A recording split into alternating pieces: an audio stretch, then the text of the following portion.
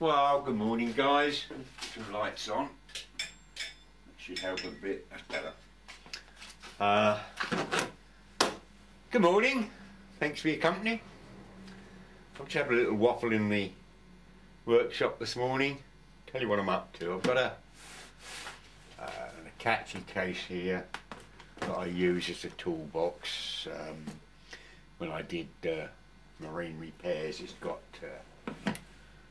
handheld and a grid dip oscillator and VSWR bridge and connectors and various bits and pieces, but I don't use this now, so I'm going to strip all this rubbish out. It's only foam I cut up, and turn it into a different toolbox. I'll explain what I'm up to in just a minute. So I'm going to take all this out and just set up some tools that I particularly want. So it's all got to be contained within this. So I'm thinking, well, what's essential? The simple, easy repairs. Some tools, such as that screwdriver, that's rather nice. It's a Stanley, and it's got a nice head to it, but you can take that out, turn it round, and you've got a smaller end. That's rather nice. And then you take the whole thing out, put it in that way, and you've got a Phillips that end. You can take that out and turn it round, and you've got a smaller Phillips that end. You can say, so what? Well, it's 4 screwdrivers in one, so it won't take up a lot of room, will it? So that will go in the box. Excuse me. Anyway, as I say, I'll explain what I'm up to just a bit later. Bear with me. Right, I'm back. Ouch, that's hot. I've got some connection problems here this morning, so well, I think we're working. If not, I'm talking to myself, aren't I? Right, back to these cases. A mate of mine worked for Royal London. That was an insurance company in Colchester. And he worked, going back many years. They had a main head office here, and he was a mainframe computer programmer. And when they packed up, they threw loads of these, and they're beautifully made. He threw loads of these in the skip. So he got 2 or 3, and he gave me one. No, I think he gave me 2. Anyway, I got this one. They're rather nice. They've got a combination lock on here, and the keys are no keys. But anyway, he pulled them out. He says you might better use it as a toolbox, and that's what I've done in the past. So this is what I'm on again. So I'm sorry if I'm repeating myself, but I don't know where I'm up to. Anyway, this lot is coming out, which I no longer use, and I want it as a portable take-along toolbox. So I want to put some thought into it, and I don't need the radio type gear. I just want screwdrivers and the like, which I've already shown you. So what am I up to? What am I up to? Well, just a little thought I had, and ouch, get this stuff out. And I've got some nice big foam here, and I'll cut another piece in, and for what I want to do, stop things from rattling around. I had an email from David. I won't mention any other names, and he made a suggestion that I should do questions for money, or well, I think that's what he was trying to sort of say, and I didn't think that was a very good idea. I'm not mercenary. I don't, I give my advice freely and willingly. There is a donation button on my banner channel, but I mean, it's only there for if someone, gets so much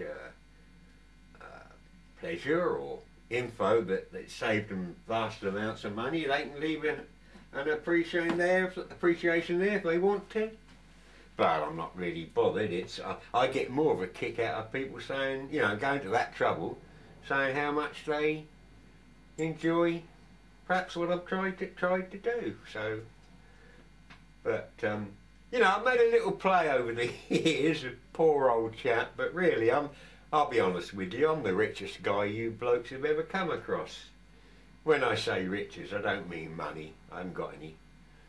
Never had any. As long as I got a hole in the backside, I never have any money. But You know, when the important things in life, like family and love and health and all these things, these are real riches, and I've been reasonably blessed with those. So, you know, the idea of monetization or ads or things on my videos just doesn't get a look in, right? Anyway, I'm into waffling mode. But anyway, the point I'm getting to, and I hope he doesn't mind, but the point I'm getting to is reading between the lines of the email he sent me, he sort of basically comes across that he's lost contact, being, I think, health reasons or what have you, retired. It's a bit like me, actually. I can appreciate this, and this is why I'm doing what I'm doing. Since I've retired, and that's been a long time now, I no longer have the contacts, I no longer see the reps, I no longer see other firms and interaction. They die out, they're gone, so my circle of friends are sort of diminished. There's very little facilities in my village now. There used to be 3 pubs, and you could go along to a pub once or twice a week and have a chinwag and a laugh and a joke, game of dart. It's all gone. They had a British Legion, and that, well, that just died up and got taken over by youngsters and loud music and God knows what, and that died a death. So there's nothing for blokes, old farts if you like me, and blokes like me. And I think that was the impression I got. I mean, not lonely, because I'm never lonely, I'm happy in my own thing. I've got enough interest to last me for several lifetimes. But there isn't anything. And I've recently looked, and you're probably going to jump the gun here.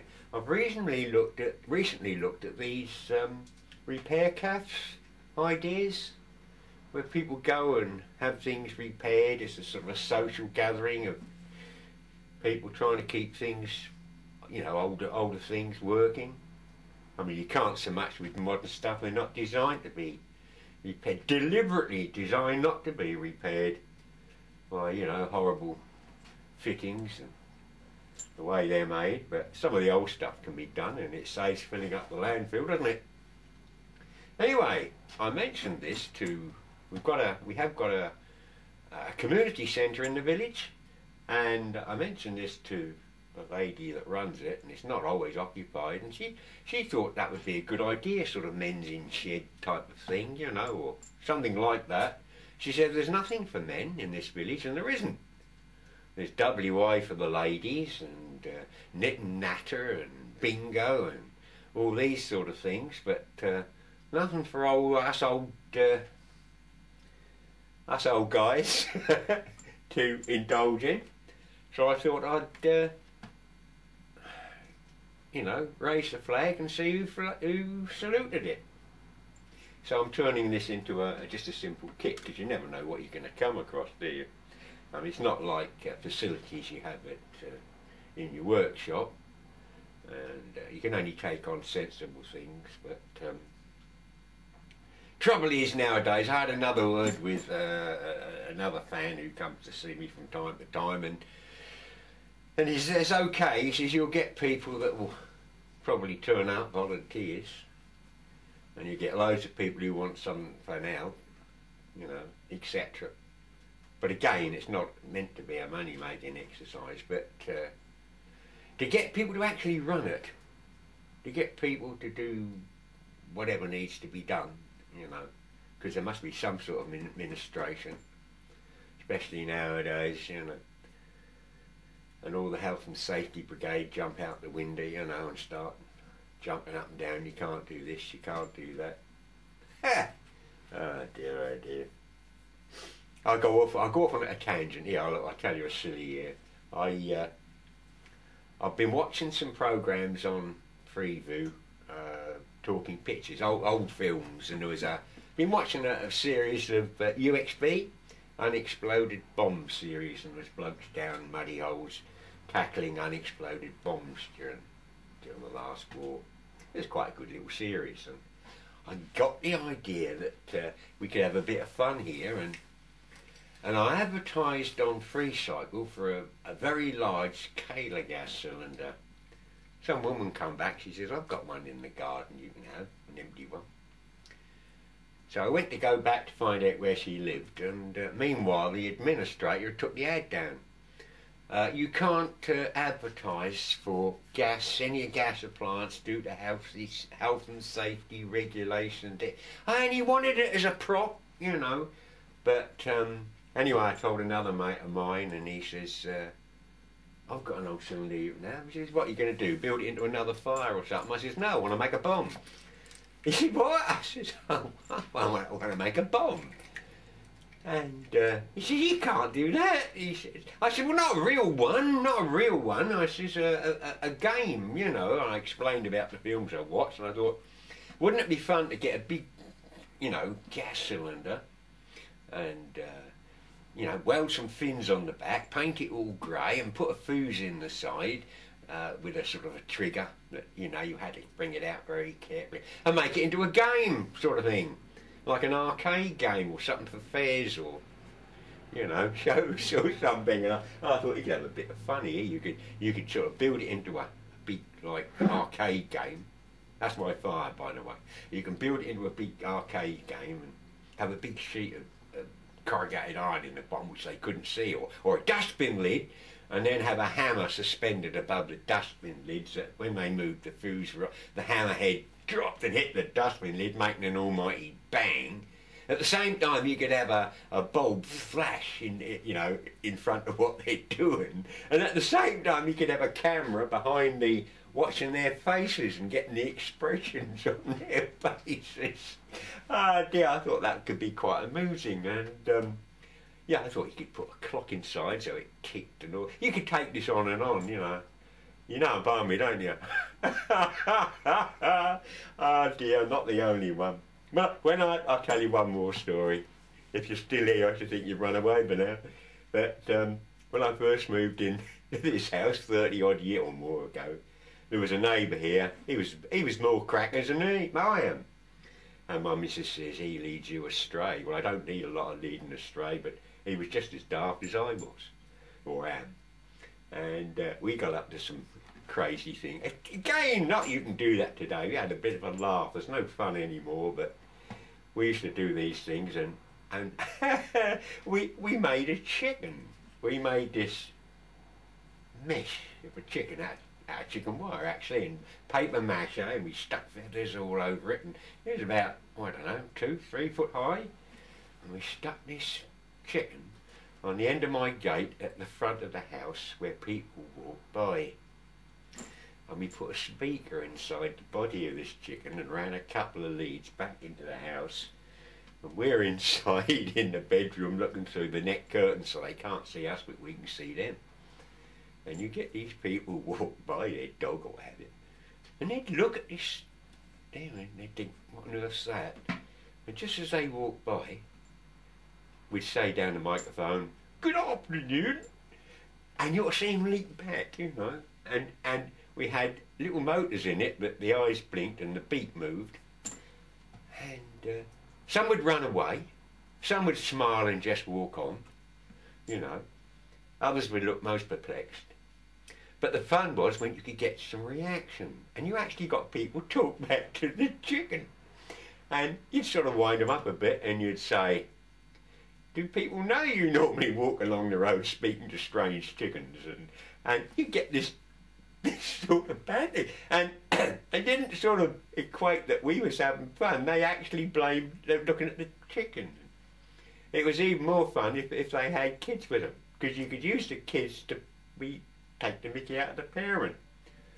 And the kids would say, and you would say to the little kid through the chicken, you want to ask your mummy to buy you an ice cream. There's a van at the end of the road. Mummy, mummy, can I have an ice cream? No, you can't, she says. And she'd look at the chicken and say, shut up, you know. And I said, don't be a meanie, mummy. I says, buy the kid a... And she was in the end, she got angry and she hit this chicken. You reckon I'm bonkers? Oh dear. Right. Anyway, what do you think of nutcases like me doing something on a repair cafe idea?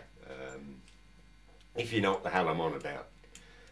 This is quite a sort of thought that's going through my head, and I also could put my camera behind a bench or what have you, and perhaps we could get some videos out of it. Perhaps you know, educate some, well, not educate, I'm not that big-headed, but sort of guide some people that don't realise that a lot of this stuff can actually be salvaged and used again.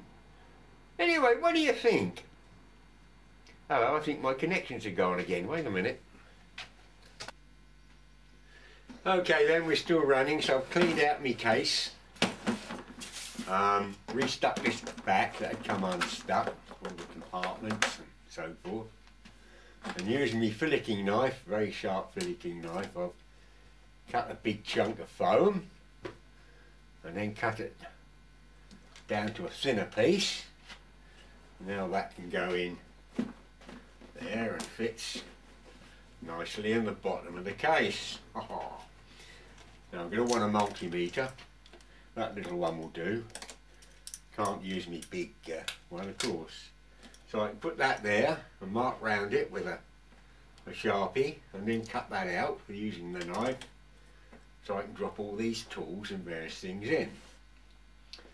I'm going to need WD-40, switch cleaner, soldering irons, solder, flux, screwdrivers, push adjustable spanners, pen, pencils, all the usual things, side cutters, pliers and so forth.